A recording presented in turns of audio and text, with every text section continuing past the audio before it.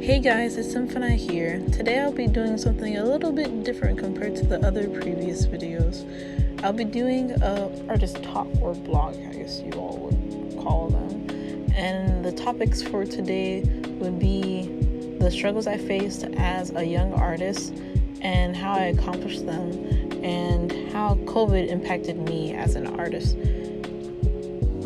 Before I get started on the topics that I said I would talk about, I would have to mention how I do not have the complete painting process on this video, because during the time I was filming it, I had to abruptly move to my grandma's house, and she doesn't actually have any Wi-Fi.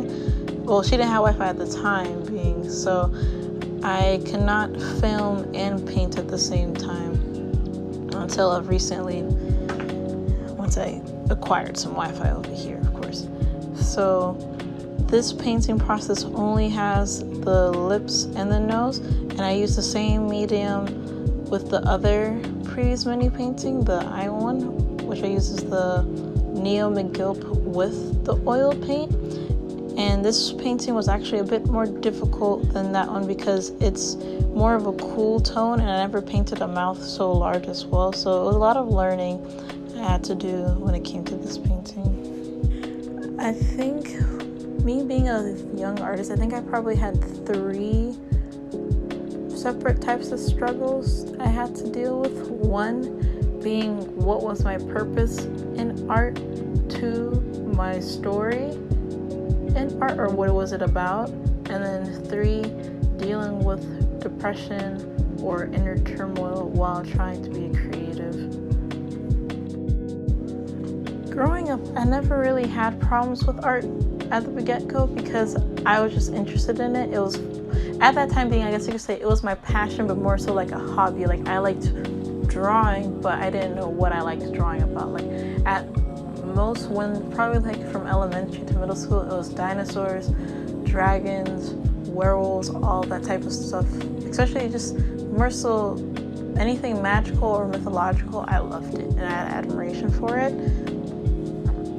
But it's until then I started making stories out of these characters that I would come up with. But the problem I had with those stories is that they didn't represent people like me. They represented the typical mythological or fantasy movie that was always a Eurocentric idea or concept of the fantasy realm. There was nothing about being a young black girl with magic or being something a part of the magical realm in it. And I had to change about how I went about my story roughly around last year's summer.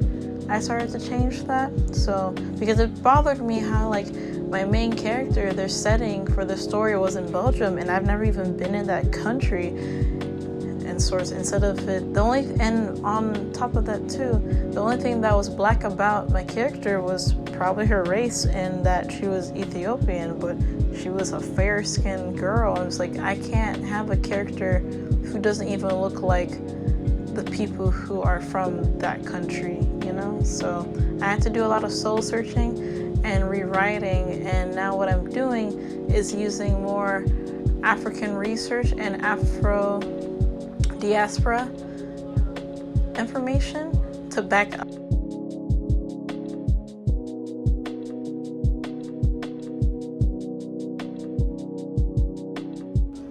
For the last struggle, I never thought that my feelings can truly dictate how my work would look like, because when I was younger in middle school and I went through my traumatic experience, all my work was just about that and how I'm depressed and how I was just sad all the time, and I didn't want to draw what I really did love anymore until I realized I needed to stop thinking that way or making art that way, because I'm not making anyone happy. I'm not even making myself happy with what I was currently doing.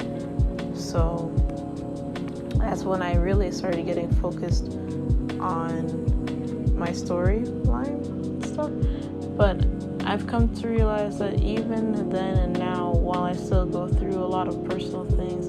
I can't let them distract me from my purpose or from them to get in my way. So I'm trying to learn how to have more self-care and to love myself more and realize that nobody's perfect, and if I mess up, that's okay because I'm human.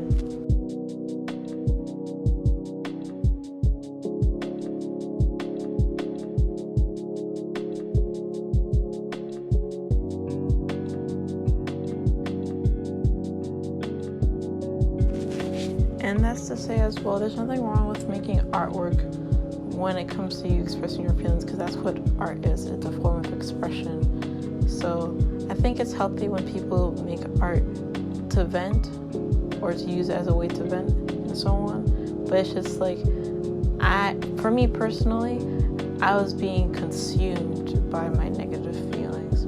So I think that's where I have to draw the line. Like, I think it's good if from time to time I just make something to just blow off some steam, even though I don't really do that as much. But now of recently, I've been starting to paint things that I want to enjoy or actually have fun, because everything used to be just this assignment that nothing ever personal or something I could brag about openly, instead of saying, oh yeah, I just did this for class, or something like that. I think what also helped me get inspired about making my own original story was looking at artists that I look up to. Like, for instance, like James Gurney, how he illustrated and wrote his own novel about Dinotopia, which is a dinosaur island, and then to make 2 movies off of it. That's one of my goals, even though I just want to make my story into traditional animation and make my own animation studio.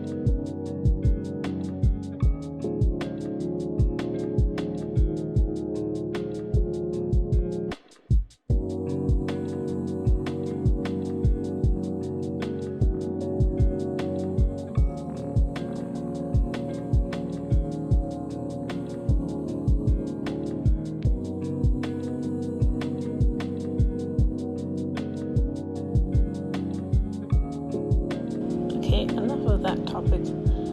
Let's start talking about the COVID conversation. I feel like COVID was a blessing and a curse at the same time, because yeah, it's a terrible occurrence that we're going through right now, but I feel like if I didn't get away from my college setting, I don't think I would have noticed all of the problems.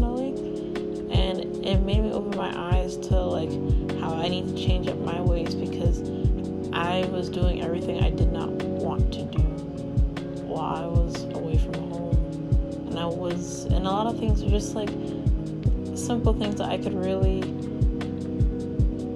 avoid, like me procrastinating or doing all-nighters for like assignments that I shouldn't have to do all-nighters when I have all this ample time, but I'm just wasting my time having fun or doing something, getting myself distracted instead of doing what's actually important to me.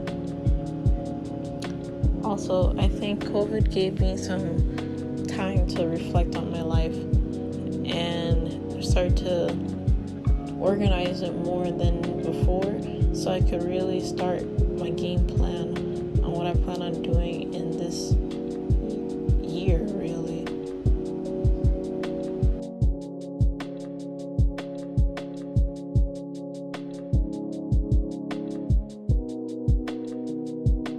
Being said, I think it's safe to say that self-care, love, and finding what your passion is the best thing you could do as even a creative or a person who's not a creative.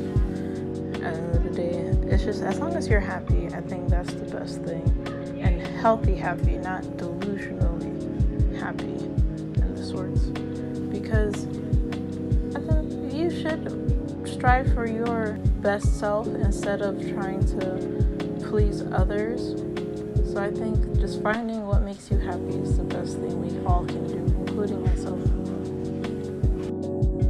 Also, for the ones who are interested in either purchasing or being a part of this mini project that I'm doing, please don't feel afraid to hit me me up on Instagram or to email me, because I'm actually looking for more models to use for my mini paintings, because by the end of this month I'm going to start launching my art campaign that's based off of these pieces.